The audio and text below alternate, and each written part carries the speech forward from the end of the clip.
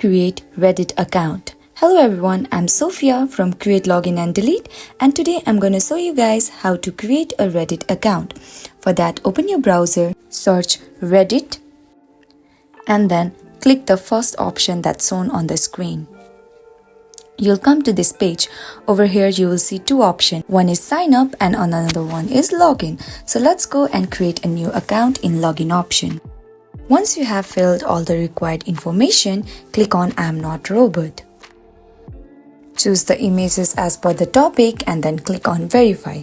And that's it, you will be joined into your Reddit account. You can now participate in discussions and stay connected with your favorite communities. Now we can also add our own comments in the post in the comment section option, allowing us for detailed conversation and debates. And that's how you open a Reddit account. Hope you like this video. If you do, please like, share and subscribe.